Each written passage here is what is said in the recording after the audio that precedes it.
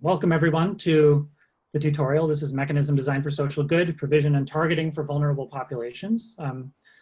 I'm Sam Taggart, and today's going to be 2 half-hour sessions. I'm going to be giving the first of the 2 sessions, and then Sera will be giving the other. So during the talk, I won't be looking at the Q&A, but Sera will be. So if you have questions, feel free to drop them while I'm talking. And if they're quick, Sera can answer them directly. Or if they're related to what I'm talking about and may require a longer form answer, Sera will periodically interrupt with questions on your behalf. So, and then at the end, there will also be a question and answer session at the end of every one of the sessions. So let's get started. So this tutorial is going to try to give a kind of complicated answer to what's a pretty simple question. So you would like to transfer goods or services or cash to those who are in the most need. How do you identify those individuals to give the benefits to? So this is a question that gets asked in a lot of different contexts. Some of the main ones are in the design of social safety nets. So for public housing or public education or income subsidies or even provision of healthcare or job training services or job search services, it's important to know who needs these goods the most or services the most. This is also a common question to ask in development contexts for poverty alleviation, transfers of cash or perhaps agricultural goods, or for health interventions such as malaria nets, or for training in new skills. Again, you need to know who should be receiving these benefits. And this isn't just a question that gets asked frequently, it's a question where there's a lot of money on the table. So this table gives a subset of the programs that comprise the US social safety net, along with the amount of money the US government spends. And this includes cash transfers, this includes healthcare, nutrition subsidies, public housing. Notice that the US government spends hundreds of billions of dollars just on giving cash to people who need cash. And the US spends hundreds of billions of dollars providing medical care, and tens of billions of dollars in nutrition and public housing, and that doesn't even include things like education or job services. And the US isn't the only one, obviously. So here's some other comparable countries, and you'll see that the amount that they spend on these sorts of programs is similar. So we're going to be focusing on how you should be targeting those sorts of programs in this tutorial. And the tutorial is going to be broken into 2 parts. Today, we'll be talking about what I'm calling the classical toolbox. So we'll be answering the following questions. Why is targeting important? Why do you need to do it? What are some of the standard approaches that people use to target people for benefits? And why should you expect some of those things to work? What's the theoretical foundation for these types of targeting? And then tomorrow, we're going to talk about some things beyond the standard theory. So Sera is going to discuss some of the behavioral economics involved in practical implementation. And I'll talk about some of the algorithmic and learning issues involved in acquiring information to do targeting. Okay. So before we do that, though, I want to take a moment to discuss what exactly we will and will not be talking about, or in particular, what we will not be talking about. So we're going to assume throughout this tutorial that you've already chosen what population you're going to screen and what subpopulation within that population that you're targeting for benefits. And we're also going to assume that your budget for doing so is exogenously fixed. So we're not going to discuss what's the right amount of money to do targeting. And we're not going to discuss where that money should come from. Those would be optimal taxation sorts of questions, and they're super interesting, but they're not going to be within the scope of this tutorial. So in particular, we're going to avoid discussing whether some of these things that we're talking about as targeted benefits should actually be just provided universally. And we'll also avoid things like discussing whether or what the appropriate role of development is in like the global south and things like that. We will consider a few other fundamental issues though. So we're going to consider why you're doing targeting. That will be really important because that will determine what kind of targeting you should use. So you could imagine a couple of different objectives. You could imagine maximizing social welfare in sort of the standard economic sense, so some function of utilities across the population. Or you could also imagine trying to maximize what's called take-up. So this is the number of people who are actually receiving benefits, who should be receiving benefits. And this is especially important for things like health interventions. We're also going to spend some time discussing the distinction between providing cash to people as benefits or providing goods or services directly. So the distinction is between giving people food or giving people money and hoping they'll buy food. The former is called an in-kind transfer. And we'll discuss the merits of those two things. Okay, so let's jump in then. What I want to do with this first part of day one is give you a rundown of what are really the four main tools used in targeting. So I'm going to fill in this table by giving you the name of each tool and a brief definition. We'll then circle back and cover things in more detail, as well as a couple of examples that you should have in your mind as we're talking. And so the first is means testing or proxy means testing. So the basic idea is you want to identify individuals who have the lowest income. And sometimes this is really easy. So if you have a robust tax system and you have access to people's tax data, they report their income on their taxes. So you can literally look and see who is the most vulnerable. And that's called a means test. And the United States government loves means tests. So here are a couple of means tested programs in the United States. SNAP is food stamps. So it's targeted vouchers for food. And EITC is the Earned Income Tax Credit, which is exactly what it sounds like. You get a credit on your taxes. Okay, if you don't have tax data, you may still want to identify people with the lowest income, but now you have to rely on other things. And this brings you to what's called a proxy means test. So instead of looking at people's incomes, you have to do statistical inference. And in particular, that inference has to be based on some other sorts of features that are readily observable or more readily observable than income. And you use that to determine or guess really what people's income is and use that for provision. This is used in countries with less developed tax systems for their social safety nets. One example would be Mexico, their Progresso program, which is a targeted proxy means tested cash transfer program. Okay. So the next targeting tool is what's called categorical targeting. So sometimes if eligibility for benefits is directly correlated with some really, really obvious, hard to manipulate trait like age or where you live, then you can target directly using that information. And that's called categorical targeting. In the United States, Medicare is a categorically targeted program. If you're old, you get health insurance. And there's really no lying about your age as far as the government's concerned. Lots of countries use categorical targeting in a geographic way for poverty relief. They'll pick the regions or provinces that are most poor and target transfers directly to people living in those provinces. Okay.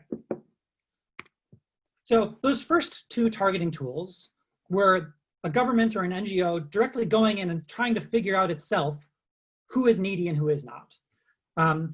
Another technique is what's called community-based targeting, where instead of directly trying to ascertain need, you devolve the targeting authority to local decision makers. And this can look a variety of different ways. So let me give you a couple of examples, and then we'll discuss in more detail the sort of variety you should expect.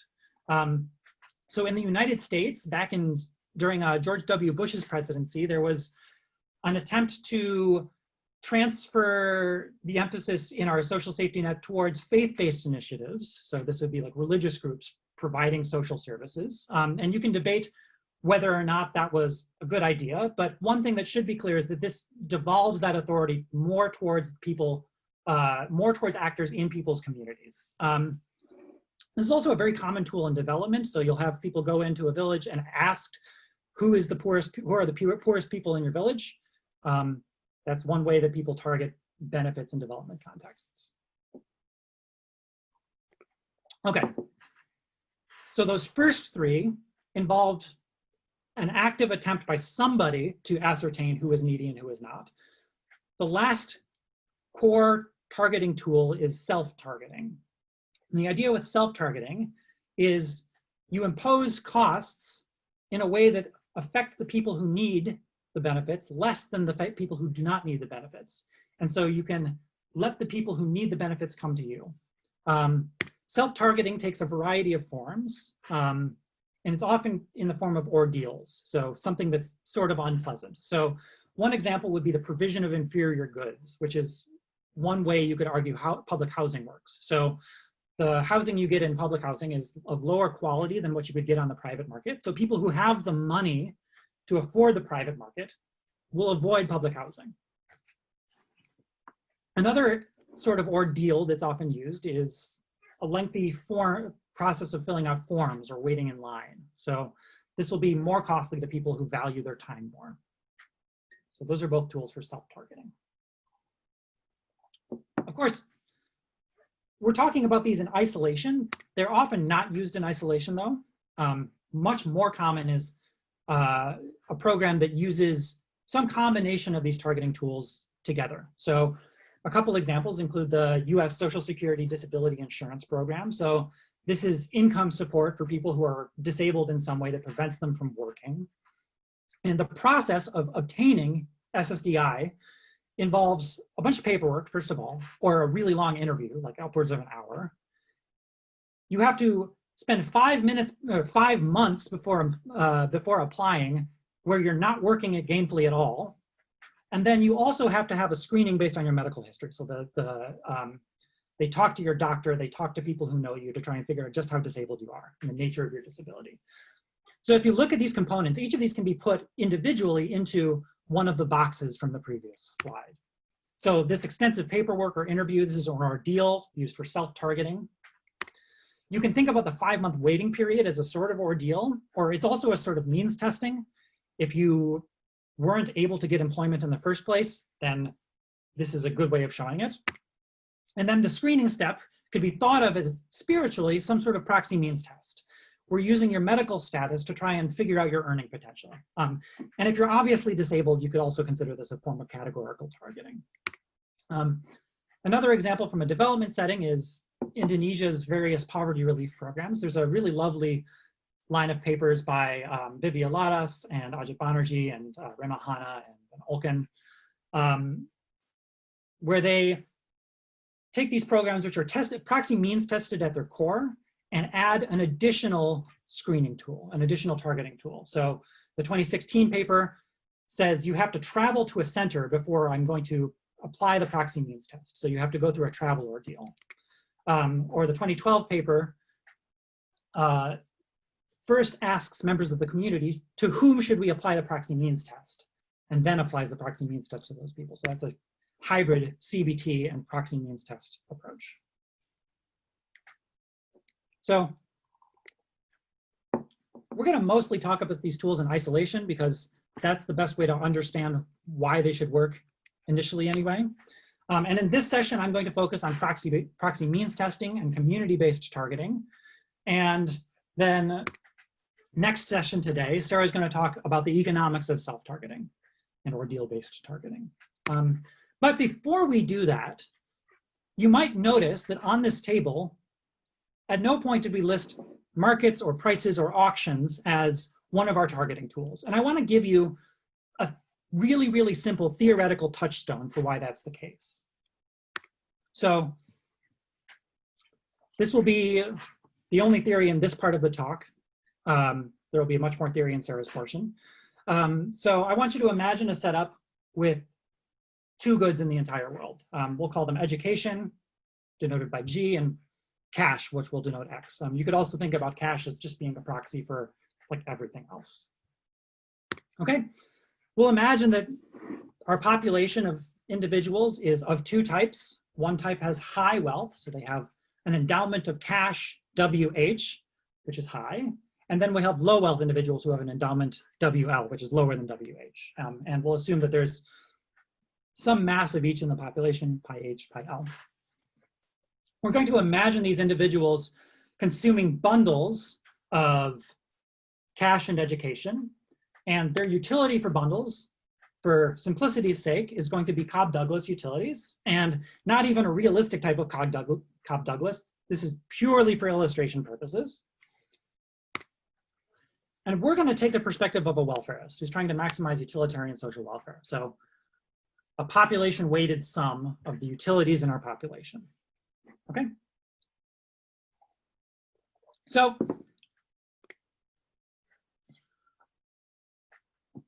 cash needs to be turned into education somehow. The way we'll imagine that happening is through some production process where it costs P units of cash to produce 1 unit of education. Alternatively, you could imagine that there's a prevailing market for education that you can purchase from, and the prices are not sensitive to demand. That's also fine. Okay, so extremely simple setup. I want you to think for a second, what would be the first best outcome in this setting? In other words, if you could redistribute wealth however you wanted, you could purchase as much education unilaterally as you wanted and then distribute that. What would the optimal way of doing this be to maximize social welfare?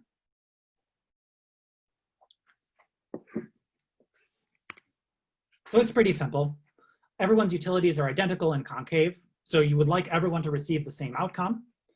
So the way to achieve that, or one way of achieving that, is just to redistribute all of the wealth completely. Give everyone the same initial endowment. Let's call that W, that'll be the average wealth. And then by virtue of the fact that people's utilities are Cobb-Douglas, they'll spend half of their wealth on education and half of their wealth on cash. So the optimal bundle for each individual will be W over 2P units of education and W over 2 units of cash. Okay, so that's the first best. Here's some details of our setting just so that we still have them.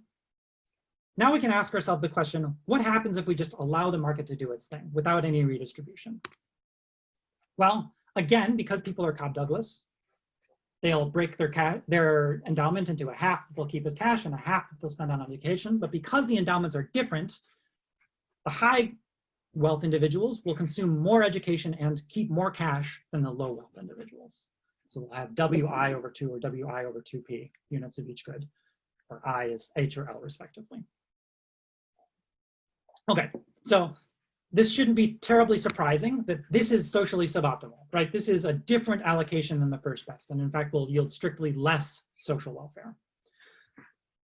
So redistribution is clearly desirable here. This is also a nice opportunity to discuss a key barrier when you want to do market design in the presence of inequality. So let's look at the first order conditions for these individuals as they're picking their utility maximizing bundle. They look something like this. Your partial derivative of your utility with respect to education divided by the partial with respect to cash is going to be fixed as a constant. In particular, it would be the price of education. And this holds true for both the individuals with high wealth and the individuals with low wealth. This ratio is sometimes thought of as the marginal rate of substitution between education and cash. Or in the auction theory literature, you'll often hear it as the willingness to pay for that next unit of education. So the willingness to pay for both the high wealth and the low wealth individuals are identical. But that doesn't mean that we don't care who we give the next unit of education to. So because the low wealth individuals are consuming less education, and because utilities are concave, their marginal utility for that next unit of education is greater than it is for the high wealth individuals. But the reason their willingness to pay is identical is because they also value cash a lot more. And this illustrates a fundamental problem that shows up not just in this model, but in any model where you want to do redistribution, but your only screening tool is people's willingness to pay. In some sense, you'll be working one dimension short. So it's worth mentioning a nice paper of Dvorak, Communes, and Akbarpour from EC 2 years ago, where they study this problem of what if you can only screen based on willingness to pay, but you want to include inequality in your social welfare measure. And you can do some interesting things, but really the takeaway from this paper is it's pretty challenging. And the takeaway from this example overall should be that if you're interested in social welfare and there's inequality, it might be worth investing in targeting. so that you can do targeted cash transfers and redistribute, even if that targeting is itself somewhat expensive. Okay, so that explains why we might see targeted cash transfers, but it doesn't yet explain why we see targeted transfers in kind. So why do we give people directly food or education or healthcare? But it turns out that we can modify our model slightly to incorporate this. So we'll add interdependency to the preferences. So in particular, let's give our high wealth individuals paternalistic preferences. So they have a taste for consumption of education by the low wealth individuals. And we'll incorporate that with just a term in their utility function. But then our social welfare function will still be the total utility across the population. Well, now you can make 3 quick observations. First, think about what the first best will look like for a second. It's going to involve the low wealth individuals consuming more education, right? One fact that might be slightly less obvious is that you cannot achieve this first best outcome using just a wealth redistribution. If you just transfer cash to people and let them pick their desired bundles, they will not end up on the first best outcome. But you can achieve this outcome if you are allowed to transfer in-kind education and then also do some cash transfers. So you just force everyone to consume the socially optimal amount of education, and then you associate with that cash transfers that redistribute how you need. So this is a brief theoretical justification for in-kind transfers, which are very common in practice. Okay. So that's why you would target. Now let's actually start talking about the tools in our targeting toolbox. So again, I'm going to talk about proxy means testing and community-based targeting, and just talk you through some examples to get you a real mental image of what these processes look like. So again, what's our goal? Our goal is to identify people with the lowest income, or what's often done is identify people with the lowest consumption instead. And again, if you have tax data, this is pretty easy. Just look at people's income. So we're going to be imagining that we're in a regime where tax data isn't so available. We have to figure out income, or in this case, consumption, some other way. So I want to talk through an example from Indonesia. This is from one of the Alatas papers. This is the PKH program, which is a poverty alleviation program there. The recipients receive, on average, something like $130 US, which to the recipients represents about 10% of their yearly income. And this is a conditional transfer program, so you'll only get the transfer if you do a few things like send your kids to school and avail yourself of various health services. But for practical purposes, these conditions aren't super well enforced. So if you want to think about this as an unconditional cash transfer program, I wouldn't begrudge it you.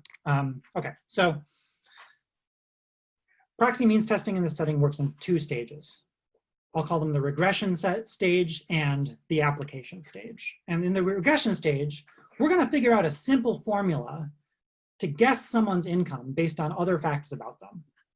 And in particular, we're going to train a statistical model to do this. So as training data, the Indonesian government sends out a survey every 3 years, the Indonesian National Socioeconomic Survey, which asks for a bunch of things of a randomly sampled subset of the population. So it asks for consumption data. So you actually ask people, how much money do you spend on things?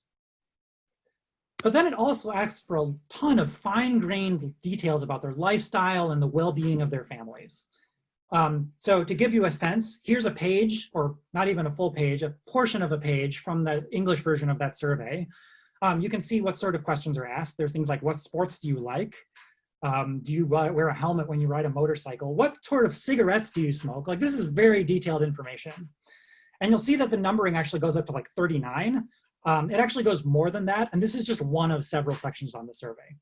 This is a really detailed survey, and there's a reason they don't give it to everyone in the population. Okay, so once you have your survey data, it's time to do some regression. So in particular, the government selects a subset of the features, a subset of the questions asked on this survey for 3 desired properties. First, these features should have high explanatory power for consumption. So we're going to regress consumption on these features. They should be easy to measure, in particular by going to someone's house and trying to figure out what the value of each of these features is, which we'll do in just a second. And the feature should be costly to manipulate. So we'll talk more about why that's important tomorrow. Okay, so once you've picked out your features, you often train a very simple linear model, often just it's OLS, and you obtain a very simple linear formula where if you could observe these features, you could guess someone's income, which is then what the government does, door to door. So they send enumerators to everyone to the household of every single person in the targeted region and have their enumerators figure out what the value of each of these features is and apply the formula. And those whose guessed incomes are below the eligibility threshold are allocated benefits. Okay, so that's proxy means testing. One natural question you could ask is, that seems like a lot of work. How much does it cost? About $24 per year. So it's not trivial, but it's not crushing either. Another natural question you could ask is, how well does this perform? How good is this of an inference tool? So in this paper of Hanna and Olken, what they did was they took the survey that was used to train the model, they broke it into 2 parts. They trained the model on one part, and then they tested on the other part. And because they had the consumption on the survey as survey responses, they could actually get a measure of how well this technique performs. And so each point in this plot is a household, and you can see their predicted consumption plotted against their true consumption. And you see that things are positively correlated, which is good. But there is a fair amount of error. So there are both type 2 or inclusion errors and type 1 or exclusion errors. So people who should get who should not get benefits being excluded, and people who are being included, and people who should get benefits getting excluded. Okay, so the cost and performance of PMT are both reasonable, but not so good that you would maybe not also ask if there are better things. So let's talk about community-based targeting. The idea with community-based targeting is that we'll devolve this targeting process to local agents. So probably someone who interacts with you regularly on a daily basis has more information about you than an enumerator who goes to your house and checks some boxes could figure out. And that's going to be the idea driving community-based targeting. So community-based targeting can look a variety of different ways. I want to talk about 3. So the first way it could look is the people doing the targeting could be local leaders. So an example is this paper of Alderman. They talk about the Albanian National Assistance Program, which is a targeted cash transfer program. Basically how this works is each commune, think of that as like a county, gets a block grant of cash, and there's not very much in the way of stipulations on how that cash should be used, except that there's a maximum transfer per person, and in some cases like disability, there's a minimum. What then happens is that the communes use a rough formula based on land holdings for an initial allocation of these block grants. And then the important part is the commune council, which is an elected body, goes and adjusts all of the allocations manually. So they figure out, is this actually how much these people should be getting or not? So this is local leaders making the targeting decisions themselves. Another common targeting version of community-based targeting is what's called informant-based wealth ranking. So the idea here is, rather than asking community leaders, we're going to ask a group of other informants from the community. So these could be selected a few ways. They could be recommended by community leaders, but they could also be people that we just sort of grabbed because they were around, or they could be people who came to a community meeting or then divided into groups. And so you get groups of 5 people, usually 5, something like that. And what you do with them is the following. You first have a conversation where you establish a commonly held definition of poverty and of wealth. And then what you do is you write down the name of every member of the community on a note card, and you have these 5-ish people sort them and rank them all based on their wealth. So you get a ranking of everyone in the community by wealth, according to these 5 people. And what you do with that is then the bottom K people in this ranking will get benefits for some K. There's also a version of informant-based wealth ranking that instead uses community meetings. This is what they do in the Elatis et al. Paper on community-based targeting. So instead of grabbing people in groups of 5, they hold a full community meeting where they went door to door and announced this to everybody, and anyone who wanted to show up could. And they did the ranking exercise as a full group. So both of these practices are more democratic. They're often called participatory wealth ranking. So that gives you a sense of how community-based targeting can work. And those are the 2 active methods of targeting that we'll talk about in this portion. One natural last set of questions you could ask is, okay, we've got proxy-based means testing, or proxy means testing, we've got community-based targeting. How do they compare to each other? There hasn't been a lot of really thorough investigation into this question until sort of recently. These are 2 papers from the last 10 years that address this question. They basically find that these 2 are comparable on cost and accuracy, which then opens a really interesting can of worms. When should you use which? And we'll talk a little bit more about that tomorrow. So this is about the right time to wrap up. So I just want to give you a preview of what's ahead. In part B, Sarah's going to talk about self-targeting and talk about some of the economic issues there. And then tomorrow, if you'll stick around for that, we'll talk about some of the algorithmic considerations and learning considerations involved in proxy means testing and community-based targeting. So that's where I'll wrap up for now. This is a great time for questions.